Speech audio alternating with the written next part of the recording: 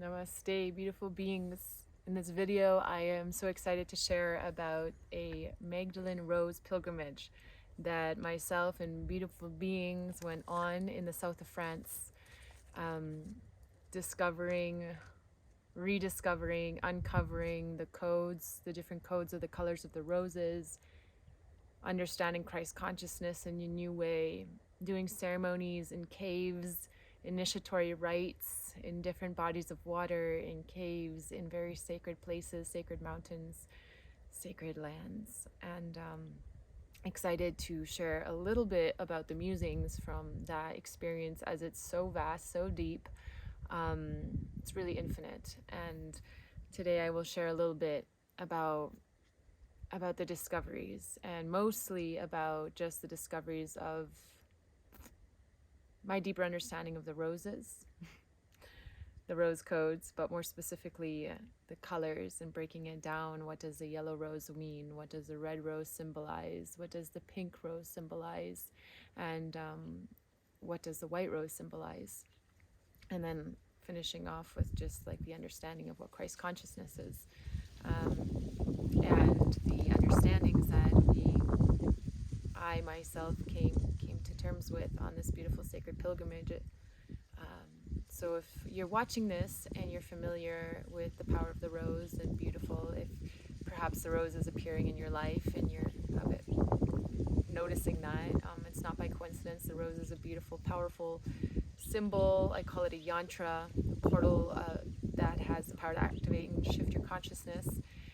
It's coming up and up more and more as the energies of the divine feminine are rising, as we are being asked to participate in this beautiful paradigm shift, this shift from living from the head to the heart. And the rose, more than anything I know, is this beautiful, tangible manifestation of the heart that we can see, that we can honor, that we can that can remind us and take us straight back into this place of presence, living from the heart space, beyond having so many infinite codes, which I will start to and continue to make more videos on. I'm so excited because she's really here as this grand teacher, and anyone can start connecting with the rose and learning from the rose. And it all begins by just being present with the next rose you see, perhaps finding a rose and receiving permission to take her and bring her on your altar. Or maybe it's just to start really admiring a rose. And so I've been working with a beautiful group of women with my online mystery school of the rose, and every equinox and solstice we meet to do the mystery teachings in person, to experience these teachings in person. And this equinox that just passed, September 2022, we gathered in the south of France, in the Languedoc lands, where it was said that Mary Magdalene came through after leaving Jerusalem, and making her way all the way up to the north of Europe. But she stayed here in this area for a while, and there's a few very important places, and we anchored ourselves there and did little trips around, just moving with the calling and basically rewriting timelines that were in a moment in our history, seated and took directions that need to be cleaned and cleared right now. And so collectively we're doing this work to really arrive to the point of when there was a turn taken in the way we perceive humanity and the way we live, that perhaps was made out of being blind, out of a false, maybe tainted intention. A lot of the birth of the patriarchy and religion. These are some of the main topics that we worked with here, is just like understanding when all of this rooted, when did religion turn into something that was controlling people and taking power away rather than empowering people. And so the pilgrimage we took was really to reclaim our power, to rewrite the stories, to come back to deep truth. And there's many places in this area that they traveled to, including the Fountain of Love, which is where they say Magdalene took her disciples and would initiate them in this beautiful pond, posa of clear water.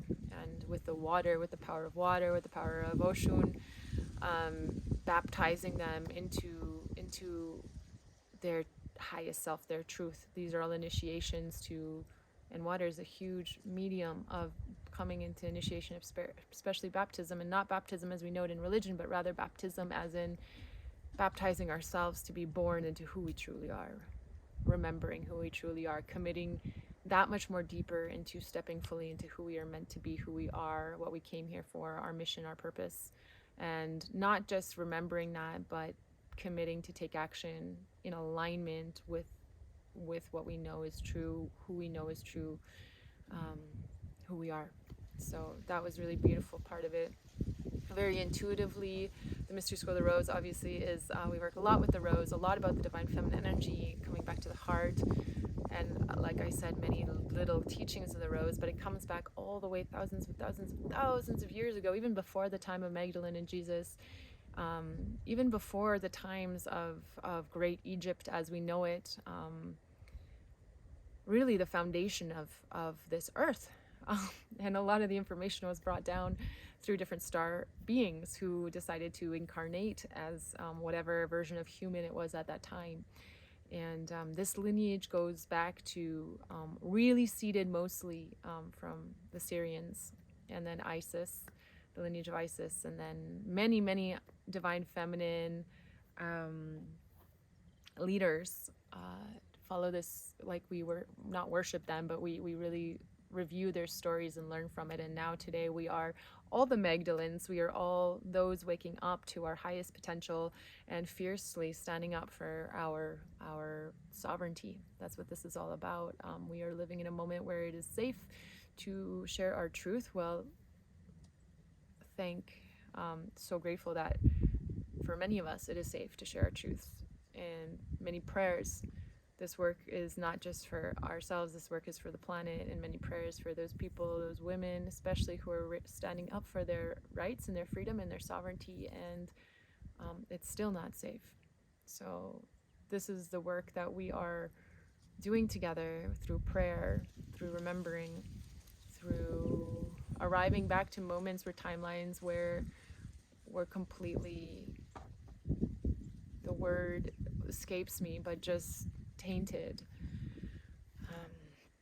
So yeah, there's many things I want to land here. It's my first video in a while, so I'm going to go all over the place, but hopefully this serves you in some way.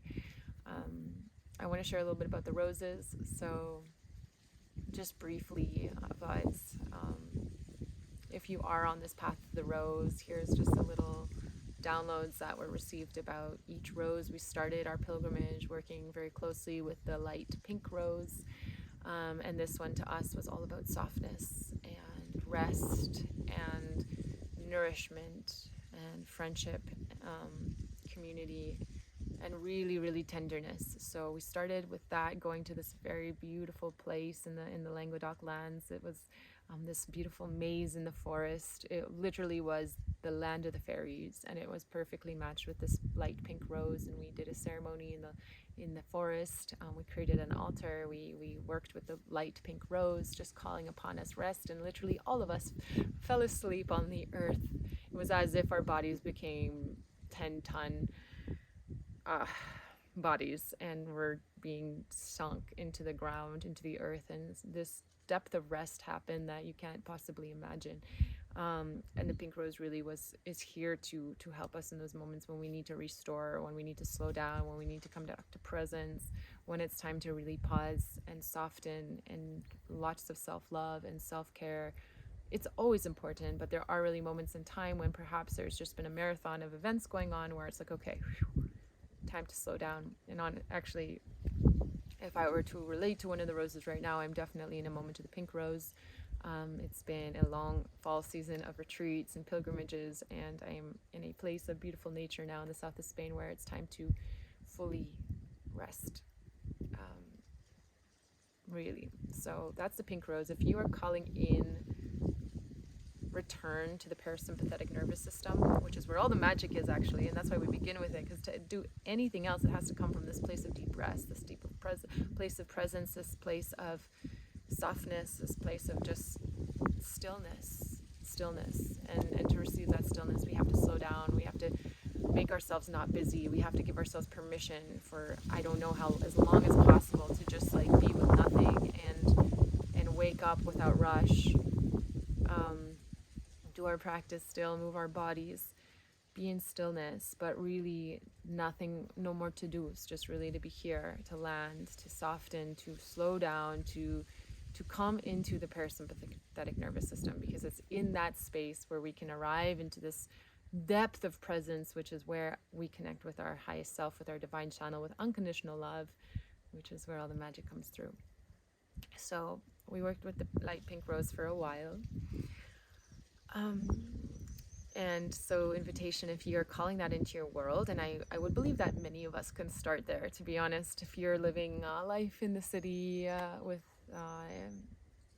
you know, anyone, literally, if you're working a 9-to-5 job, even if you're self-employed, we're all running, so slow down. And yeah, there's lots of practices we can embody to do that. Be in nature is like the number one. Go cleanse yourself in a body of water, do some breath work, some gentle breath work, do some gentle movement practice, some yin yoga, some hatha yoga, dancing, slow dancing, and just do some self-care, take care of yourself.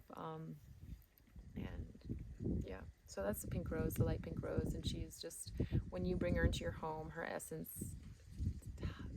supports us in receiving permission to slow down. Yeah. And then as we moved on in our journey, on our pilgrimage, we brought the red rose into our field. And it was actually interesting because the white rose wanted to come, and I was like a little bit afraid of that. I'm like, not yet.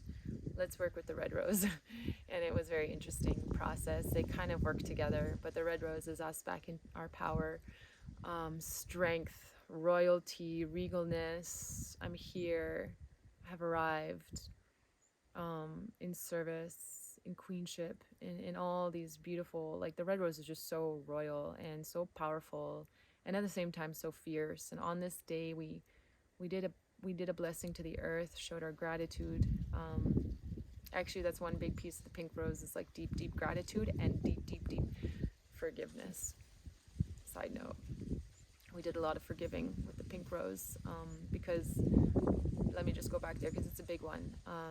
When we are in wrong standing with somebody, even if it's just in our own mind, or if it's just in their mind, there is energy being not leached, but being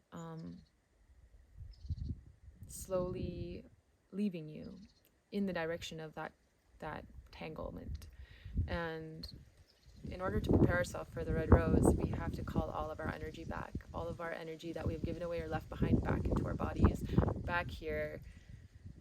Go through a process of forgiveness. At the end of the day, everyone is a teacher, and everyone is doing the best they can. And so I really love to work with the mantra, the Ho'oponopono mantra.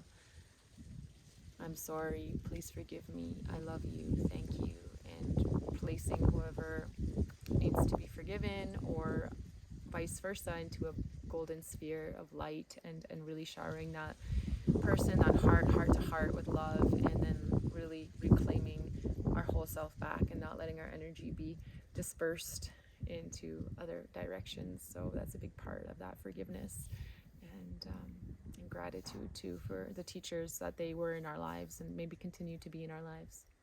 So the next day we moved to the red rose, and again, like I was saying, this regalness, this empowerment. The red rose is really the icon in the Mystery School of the Rose, and through our ritual practices we unlock this beautiful waterfall of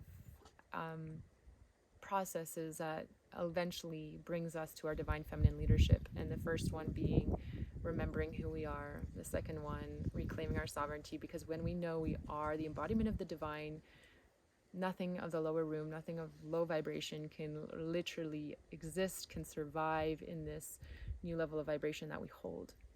It just can't. And so once that happens, we feel empowered.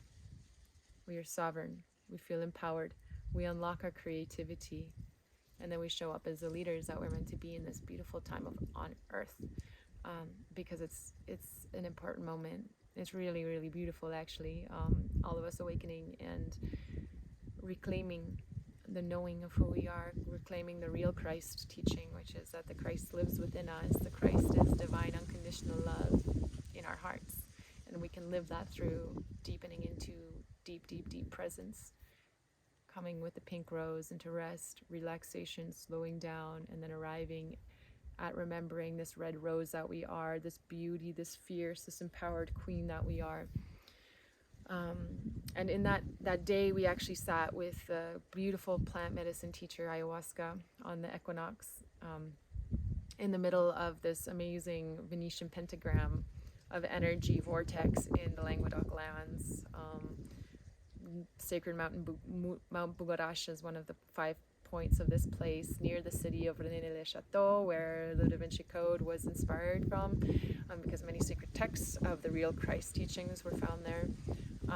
And then we have Montségur, and then 2 more points that create this pentagram. And we were literally in the very middle of it, doing this ceremony near a very, very old oak tree that served as our guardian that night. And so the red rose came in at that moment, and for me, a lot of the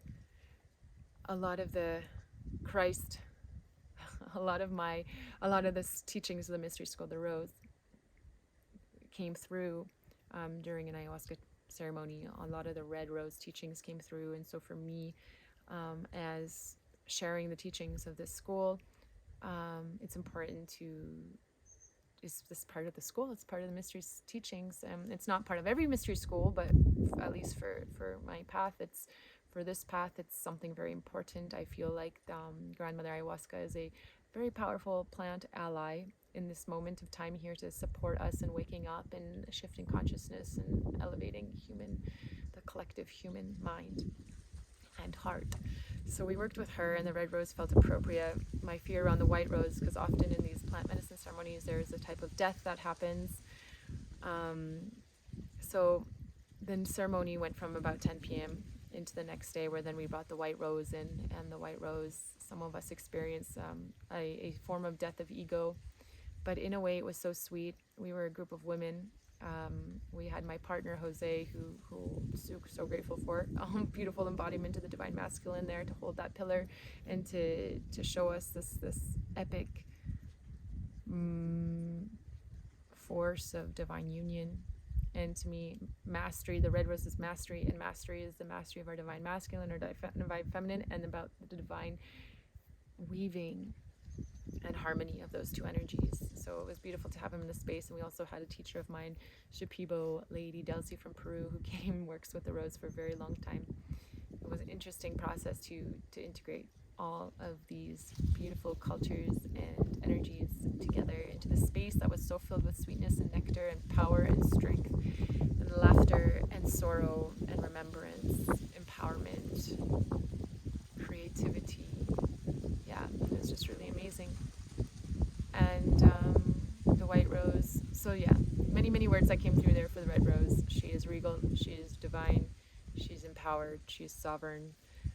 She knows who she is, she knows what she is, and she knows how she serves. Thank you, Paul Selig, for creating those words so beautifully. And then the white rose came in, and it was this moment of just like, as much as the white rose can be this death process, I also feel it's this opening of deeper mastery, because that is actually, thank you, a powerful code that Magdalene holds, and these lands, these Languedoc lands, hold this information so strongly. And the first time I traveled there was just a few months prior. I felt the call. I'm like, let's go. And it was the first time I connected very deeply with the white rose, and the first time I connected with the skull and understood that, like, because in Rennes-le-Château, this town that was next to us, where all the information of the Da Vinci Code came through, the whole movie is inspired by that. Magdalene is shown in these pictures with a skull at her feet always. It's like, and there's always death. I'm like, what? And I started to understand that, like, in all these mystery teachings, when you go to the core of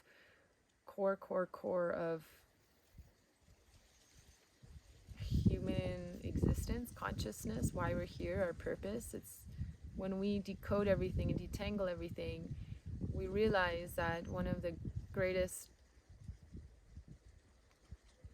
pillars of suffering, greatest creators of suffering is fear. And when you come to the root of fear, all fear comes from this fear of death. But when you go through these initiatory rites and understand, not just by mind, but through feeling and experience, that death is actually a transition into another place, another space, another realm. It's not the end, it's actually the beginning. And that death is so powerful and beautiful. And that we can experience death and still continue to be alive in the 3D, and that death comes through these different ritual rites, near-death experiences, through plant medicines. But once we totally understand the beauty of death, we are free of suffering. We are free. I don't know if you've gone into any Sumerian texts, but there is one of the most powerful, the greatest teachings of those Sumerian tablets is how they were trying to help humanity resolve themselves from the suffering. Magdalene the same, the Christ teachings the same. And the white rose, she is that. She says, hey, this is like the peak of the rose teachings in a way, the peak of life teachings, the peak of these mystery school teachings is, what is death? Once we can liberate ourselves from that, we can truly, truthfully reclaim our sovereignty, because nothing has power over us. Nothing can cause that fear. And I say this not as a master of fear, because I still have things that I face frequently that bring up fear, and it's something I'm working on all the time. And thank you again, Paul Selig, whose books, his channel's text really have supported me a lot through moving through fear, by understanding that fear is always just something that stands between ourselves and the divine. Always an opportunity to go deeper within ourselves. So really beautiful. If anyone's wanting to some support to go through fear, Paul Selig's books are a great tool. And anyway, so there's just so much to talk about. I need to do a series on this, and I will. This is series 1.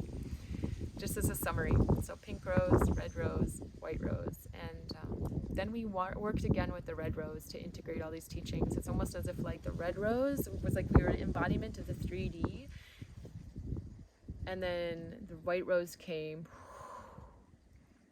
to shower upon us the truth teaching, and then we come back into the red rose, and in that red rose we took time to integrate and embody the activation from the ceremony, embody the activation of the land. The morning of our ceremony, we went to the Fountain of Love and did this baptism ritual where we really committed to stepping into a deeper truth version of ourselves, not just in knowing but in action. The red rose is all about action too. The rose code that initiated me was this initiation of feeling the red rose in my heart. And I have a YouTube video that you can check out where I guide you through that process. It is beyond powerful. And she opens up this herself in your heart, but in order to receive the blessing, you have to commit to not just knowing what you're here to do, but embodying it and taking action on it. So if you want to be initiated to that, you can take the YouTube video. It's really powerful, and it really works, and shifts are really real. And also follow me on Instagram, Mystery School of the Rose, and I from time to time offer live these transmissions live, so they're very cool. So then we rested for a moment, and we went to some caves. Went to a few different caves actually, and did powerful ceremonies where we co-created them and all took a turn, like really speaking from the heart, sharing a prayer for humanity, and that was really powerful. I will be sharing pictures on my Instagram of some of the altars we made and prayers we made, and it's just been really beautiful. some of these caves that we found, we could really feel the energy of keepers of the Christ light. That's what we realized we were too. It's like people who have been here many times, incarnated many times to carry on the mystery teachings, the truth teachings, the truth of who we are. And then there was moments where it was very dangerous to share this, and there was moments where there was a lot of forces trying to hide this information. And so there was moments in life that we had to pass this knowledge on in secret in the caves, and create temples and altars in the caves, hidden away to preserve this. Literally, it was an energy. It's an energy of truth. This is the energy of truth. And it lives within you. It lives within all of us. It just has to be consciously, intentionally remembered and reactivated. Do you remember?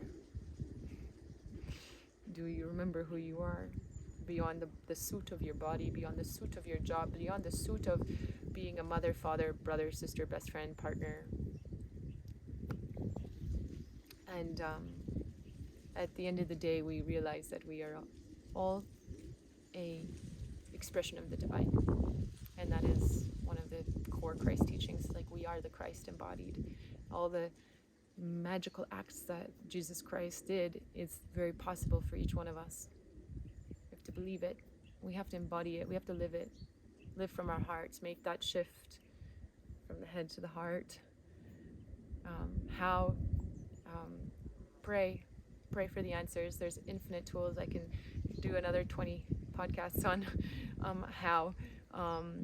But for now, just pray, and the right way will open up for you. And sometimes it means exploring with various techniques and tools. Maybe it's yoga asana, maybe it's a special type of meditation, maybe it's dancing, maybe it's mantra singing, maybe it's cold water, maybe it's breathing, deeper breathwork practices, maybe it's just living in nature for a while and connecting, going to the water daily.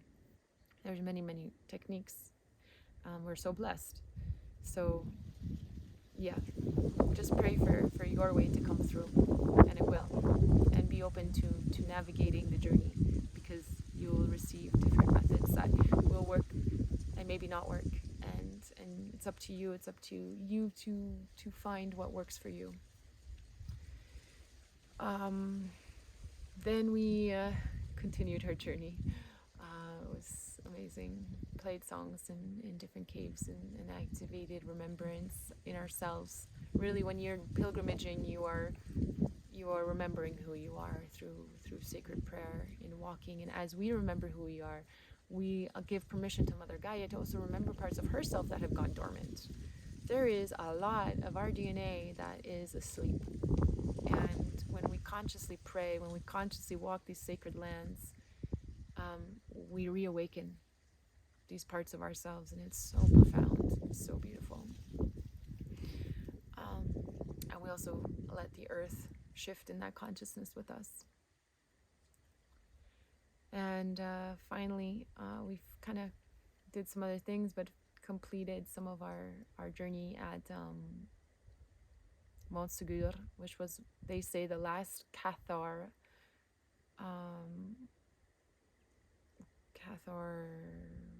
castle. I don't want to call it a castle. It was more of like a fort where the community lived of Cathars, and that's why this area is so famous. It was like the golden city of these peoples called the Cathars, similar to the Templars, who really believed in the story of Jesus, but they believed in the true Christ teachings, not how it was manipulated through religion. And they had a thriving, beautiful community. And you can look into the Cathars. They had a really beautiful ethos of living and harmony with the earth, respect, equality between men and women, really powerful teachings. And they had a thriving community, especially, it was like the golden city, this area of France, where a lot of these communities lived. And at one point, the Pope, religion, and the royalty of France became threatened by how much they were growing and the wealth they were accumulating, and decided it was a threat towards the religion.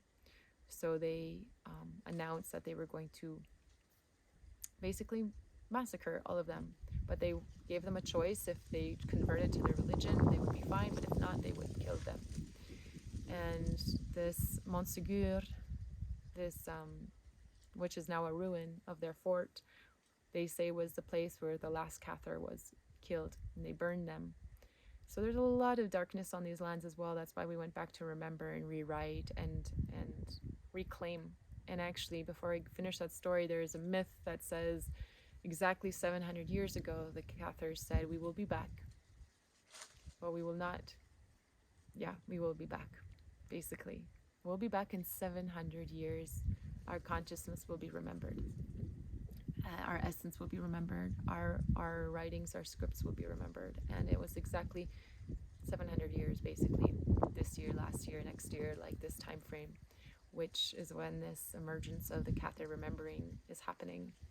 And there's a lot of incarnate Cathars that are living in those lands. When you go there, you will meet and you will be inspired by many people who have devoted their life to the remembering of the Christ consciousness. So yeah, then finally we went to this Montségur, and the story is that it was like the final group. They wanted to either convert or kill, and when it was time to kill them, they came down the mountain dancing to their death fire. And the reason for that was they weren't afraid of death. And it was also for us to remember through their action and through the story now being told of their action, we can remember what they stood for. We can remember, yeah, they died for truth. And through that story, we can also come back to that, remembering to that truth. It's powerful. So lots of prayers for our ancestors. So we went there and we had yellow roses of forgiveness, yellow roses for friendship, yellow roses for community, yellow roses for peace and stillness and softness, yellow roses for friendship. And what did we do? We went up there and we started to dance, and we danced and we danced and we danced, and it felt like we were, and we prayed and we thanked our ancestors, and we really, it was a beautiful moment of just fully understanding and feeling gratitude. Lots of gratitude on this day for what our ancestors have done for us, so that we can be here today and remember what they died for, and support us in our work, in our remembering, so we can continue pioneering and supporting others to remember who they are, what they are, and their service, and this beautiful moment we are living right now on Pachamama, Mother Gaia. What are we living? What are we willing to live for? What are we willing to die for? What are we here for? What lights you up? What is your highest excitement? What are you willing to tolerate? How are you embodying who you are? How are you taking action on what you know you must do?